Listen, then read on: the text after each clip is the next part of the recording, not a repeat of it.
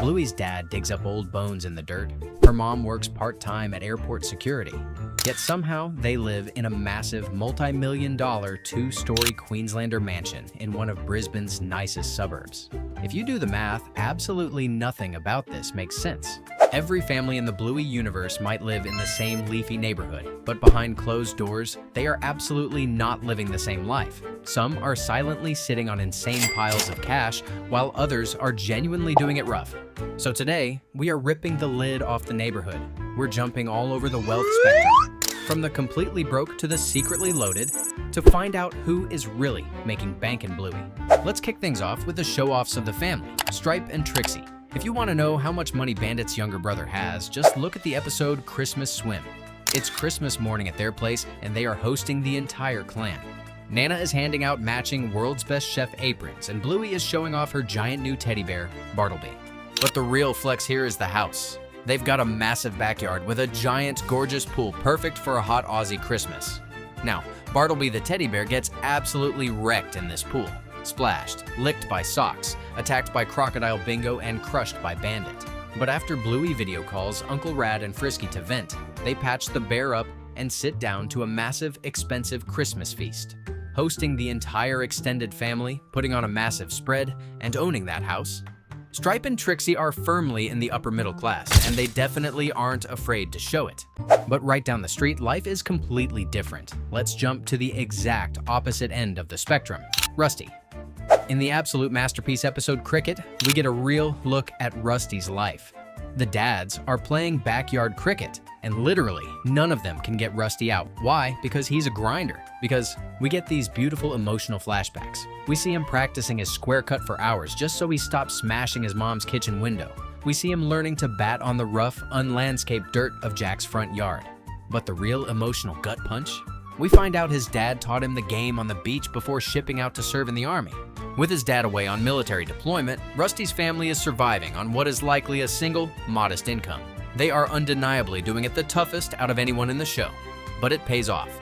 By the end, we see a flash forward of a grown-up Rusty walking out into a packed stadium in the national team's kit. They might be broke, but Rusty's family is easily the richest in heart. Now, let's bounce right back up the tax bracket to someone who has nothing but disposable income. Chilli's older sister, Aunt Brandy. In the episode Onesies, Brandy comes to visit for the first time in 4 years. And what does she do? She rolls up in her own car, completely unbothered, carrying expensive store-bought gifts for the girls. A cheetah onesie for Bluey and a zebra onesie for Bingo. Of course, Bingo puts on the cheetah outfit and goes completely feral, terrorizing the house and trying to eat everyone in the yard. But while chaos reigns, Chilli and Brandy get a quiet moment. We learn the heartbreaking reason Brandy hasn't visited. She wants kids more than anything, but can't have them. Brandy has no kids to support, plenty of free time, her own car, and her own money. Financially speaking, she's living that wealthy single aunt lifestyle, which pushes her way up the rich list. But what about the older generation? Let's look at Chilli and Brandy's dad, Grandad Mort. In the episode Grandad, Chilli drives the kids out to the country because Mort just had surgery and is supposed to be resting. Do they find him resting? Nope. He's in the front yard trying to rip a giant tree stump out of the dirt with a metal bar. When Chilli tries to stop him, Mort goes full survival mode. He flicks on a sprinkler to slow her down, grabs the kids, and literally vanishes into the bush. They hide under tree roots, smear mud on their faces like Rambo, and end up at a tiny rundown fishing shack by the water. Mort is a retired soldier. He can't grip things the way he used to. He lives completely off the grid on a big patch of bush with a simple canoe. He doesn't have much cash, and he doesn't want it. He's perfectly content at the lower end of the wealth scale. Moving slightly up into the solid middle class, we have Jean-Luc's family. In the episode Camping, the healers are out in the bush when Bluey meets a French-speaking pup named Jean-Luc. Neither of them can understand a single word the other is saying, but it literally doesn't matter. They build a shelter out of sticks, plant a tree, and spend their days hunting a wild pig, which is just Bandit crashing around in the bushes. Bluey even draws a tactical ambush plan on a rock. Now, here is why Jean-Luc's family sits right in the middle. They flew all the way from Canada to Australia just for a camping trip.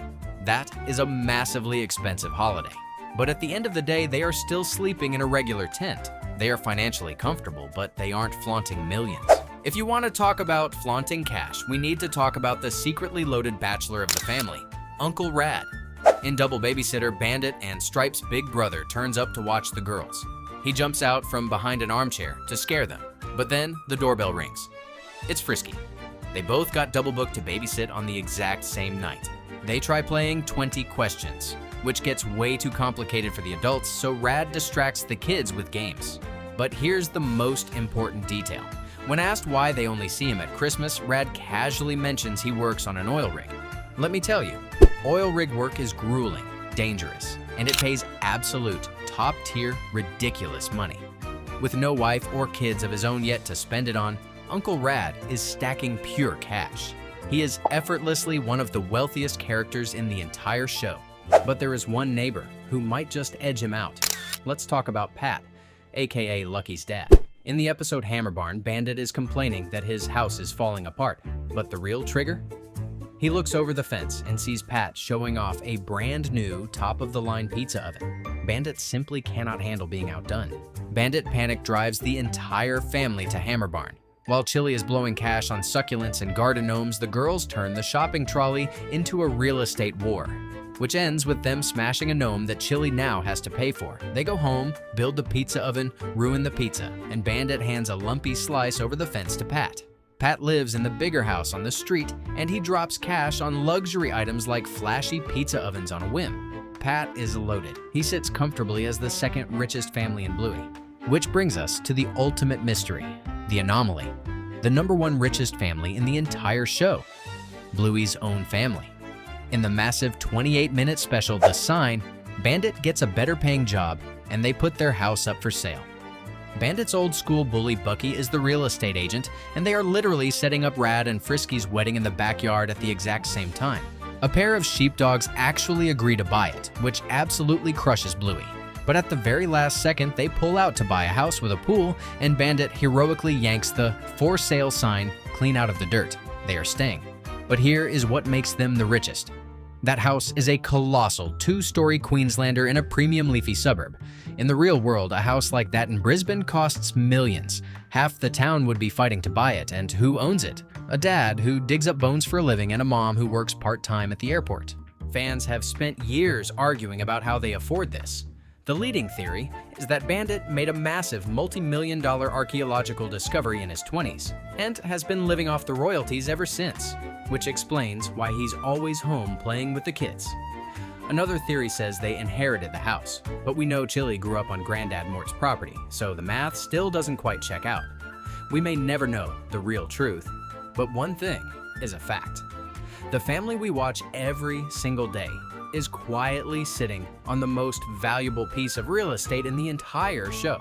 From Rusty's family scraping by to the secretly billionaire healers, the Bluey universe is hiding some crazy financial secrets. If the Healer's giant mansion does your head in as much as it does mine, hit that subscribe button right now. We are insanely close to 2,000 subscribers, and my goal is to hit it before the end of the year. Every single sub helps. Thanks for watching, and I'll see you in the next one.